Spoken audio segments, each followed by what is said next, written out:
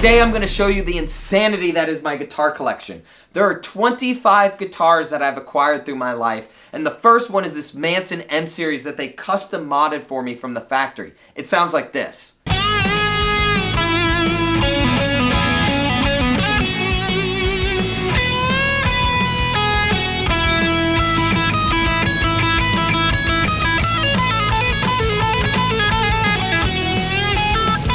This thing is tricked out to the max. It has a fuzz pedal built into the guitar, 2 kill switches, a toggle and a button, and a Sustainiac pickup that allows me to hold a single note indefinitely.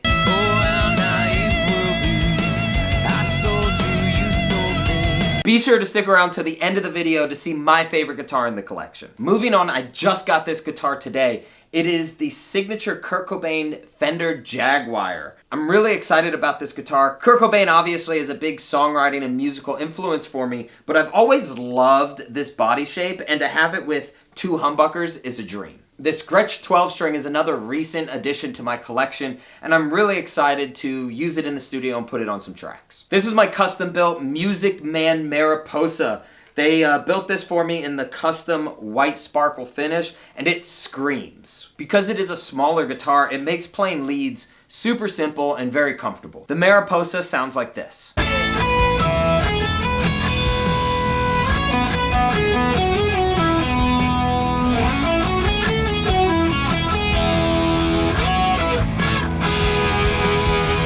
This is my Fender American Professional 2, and believe it or not, I've been playing guitar for 18 years or so, and until this year, I had never owned a Fender or a Gibson before. I've always played alternative brands, but I'm really excited to have a Strat in my collection and be able to use that in the studio. One thing that I really love about this guitar is the beveled neck on the back. It makes getting higher up on the fretboard a lot more comfortable and way easier. Until I got my Fender Strat recently, this was my Stratocaster alternative. It is a Framis Diablo D series and has been my go-to option to get a lot of my clean tones. This is an Ibanez S Series that I bought probably in around 2011, and I bought it because I was playing reggae at the time, and all of my other guitars were these metal guitars with 2 humbuckers and 3-way switches and didn't really give me that sound.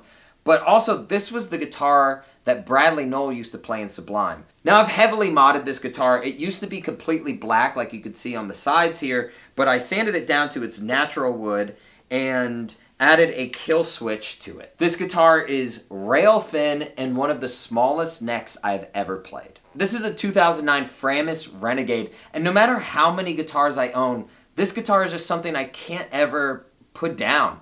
It's still one of my favorite guitars to write songs on, and I actually got to play this guitar on stage with members of Bruce Springsteen's band Max Weinberg and Gary W. Talent while playing Bruce Springsteen songs. 1, 2, 3, from the highway step with broken ears on the last chance power drive. Everybody's out on the run tonight, but there's no place left to hide. It was a very cool moment in my career and something I will cherish for the rest of my life. This is a limited edition Epiphone Custom Shop ES339 and was my first introduction to the Epiphone Gibson world. Ever since owning this guitar, I've been obsessed with their guitars, and I really love the smaller shape and body of the ES339 as opposed to the 335. I also threw in some Seymour Duncan Antiquity pickups, which really took this guitar to a whole new level. This guitar is my first and only ever Gibson guitar. It is an SG Special and also one of the few guitars that I own that doesn't have humbucking pickups. I love this guitar. It is quickly becoming one of my #1s, and I am so thrilled to have it in my collection. This is a 2018 Framis XG, and I use this on stage and even in videos quite often. It's a really cool take on the SG shape. It's slightly different, and I really find myself getting lost in the gloss black paint job. This guitar was my first attempt at building an instrument. I just bought a Warmoth body and a Warmoth neck and basically assembled it, but at the time in my life, it was exactly what I was looking for in an instrument. And still to this day, I find myself coming back to it. Not because it's the nicest guitar, but it was custom built or assembled by me. So even little things like how the tone knob is angled is all to my specifications and exactly how I want a guitar. Another really cool thing about this guitar is it's actually custom Seymour Duncan pickups that they built for me. These are actually wound to be humbucking pickups just in a soap bar style. Up here I also have a switch that I use as like a pseudo kill switch. I just have the volume rolled all the way down on the pickup and kill switch. This is my 2019 Yamaha Revstar that they custom modded for me because, again, it has two kill switches, a toggle and a button. This guitar is the main sound of my rhythm section. This guitar has made it on every song that I have released so far, and from a rhythm standpoint, it really just gives you a lot of depth and chunkiness that I like to have for my rhythm guitar. This is what the Yamaha Revstar sounds like.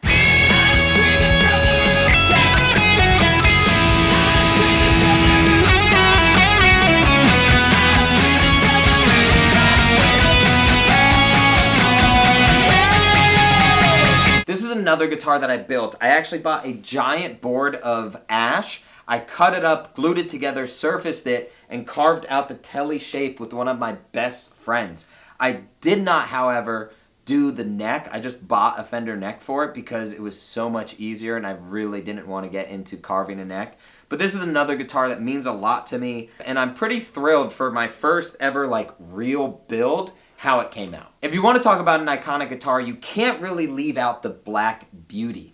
This guitar is so much fun. The 3 pickups is awesome. Unfortunately, it is an Epiphone because I don't have $6,000+ to throw on a guitar, but at the end of the day, it is still a lot of fun. This is a 2021 Eastwood baritone. If you're not familiar with baritones, it's actually tuned B to B instead of E to E and gives you massive low ends. I really like to use this guitar on thickening up choruses. I'll just add a tad of it ever so slightly into certain songs, and it really adds a lot of beef, which makes choruses really pop. I love the red finish, and the shape kind of reminds me of just a cool vintage car. I've yet to write a song that is strictly for the baritone, but maybe here pretty soon. This is a 2008 Dean V. It was a limited edition Bobinga top run and is just gorgeous. To date, this is the only V guitar I've ever owned, and I like to keep it in alternate tunings when I like to get heavy. This is a Yamaha A3R. I had been working with Yamaha for a couple years when they sent me this guitar, and it is probably the guitar that I play the most. I keep this upstairs on the couch, and I play it every day for at least 30 minutes to an hour.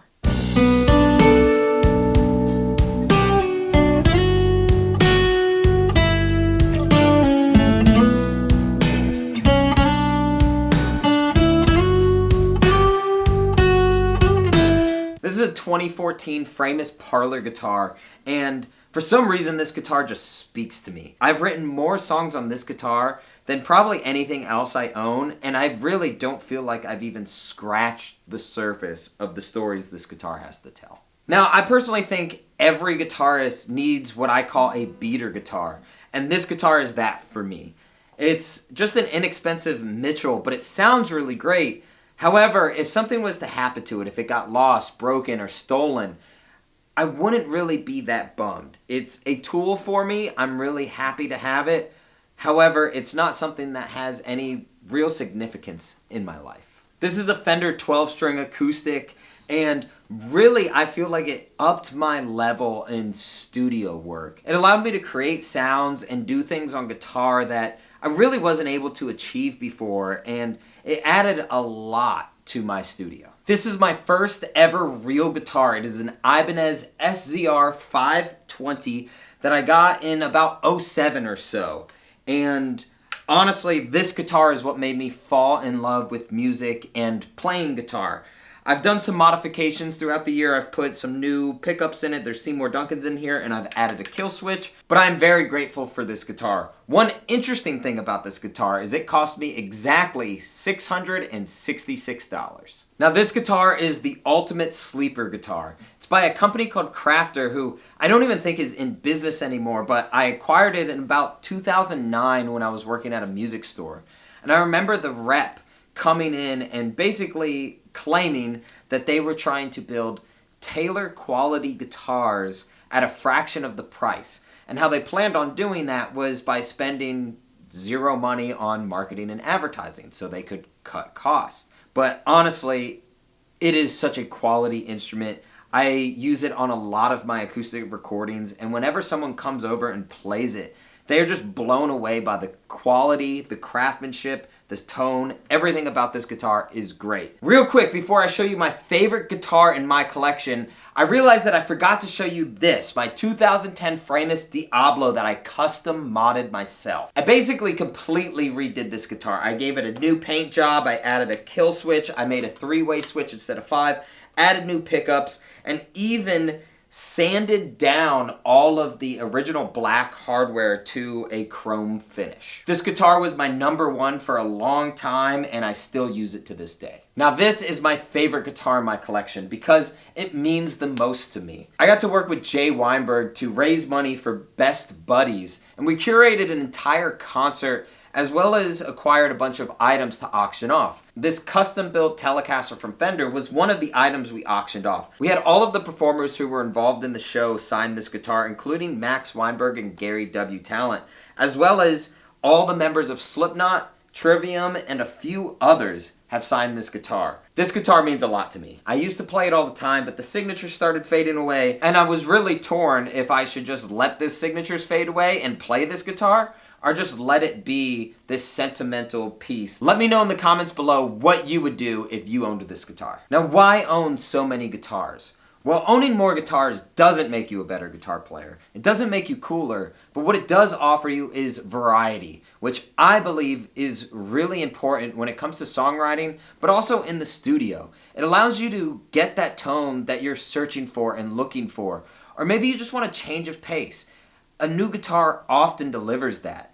I personally like to keep a lot of these guitars in different tunings and alternate tunings, so every time I pick up a new instrument, I kind of get inspired in a new way. A couple guitars that are on my wish list. I really would like a Fender Telecaster as well as the signature Jimi Hendrix Stratocaster. I think both of those are really neat guitars and will go a far way in my studio and in my songwriting. Additionally, there are a few Gibsons that I'm hoping to acquire. I would really like a Les Paul. I really want an ES339 and even a Firebird. I love that shape. I think it is so cool. But I would really love to know, what guitars do you have your eye on? Leave a comment below and be sure to subscribe if you haven't already.